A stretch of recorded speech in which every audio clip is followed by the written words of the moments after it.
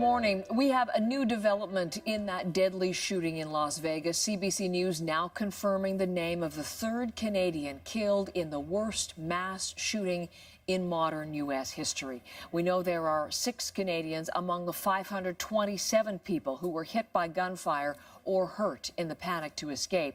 And we have for you this hour as well the story of an Alberta woman's family who is appealing for help to help find her in the aftermath. But we're going to lead off in Las Vegas with Stephen D'Souza, who's part of our CBC News team there on the ground. We are hearing lots of discussion about the shooting, about the gunman. We are hearing from U.S. President Trump. What's the latest this hour, Stephen?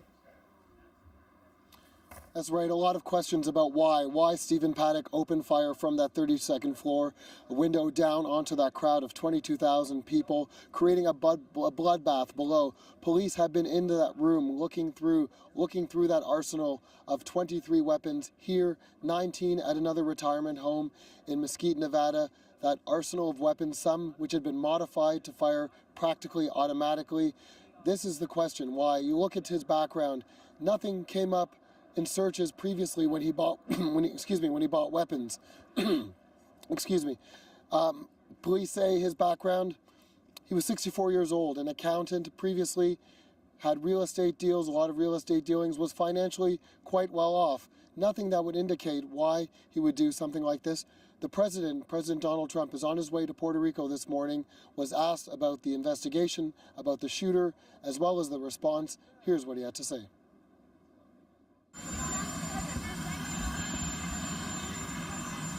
He was a sick man, a demented man, a lot of problems, I guess, and we're looking into him very, very seriously, but we're dealing with a very, very sick individual.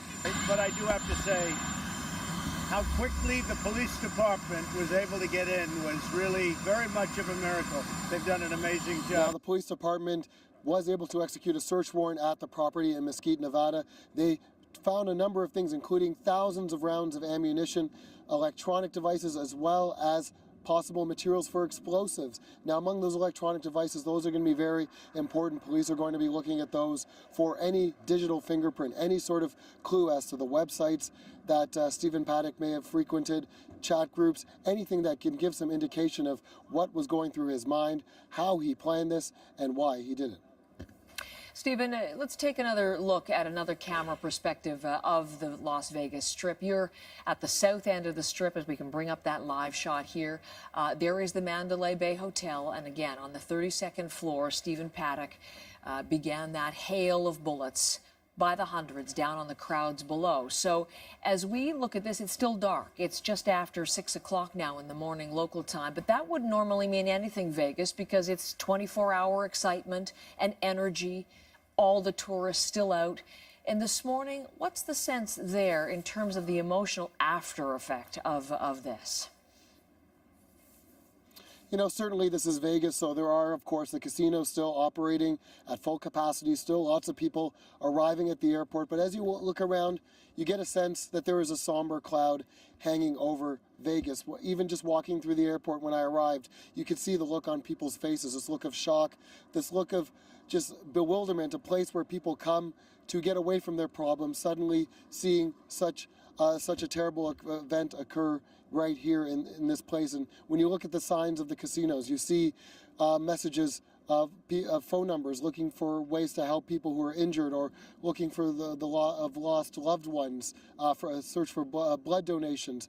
All of these messages on these billboards of casinos, which usually would be advertising their latest show. So this is not the Vegas that most Canadians know right now. This is a very different place, and still a lot of questions being asked here and a lot of grief still to be dealt with. Stephen D'Souza leading our coverage this morning. Thank you for everything, Stephen.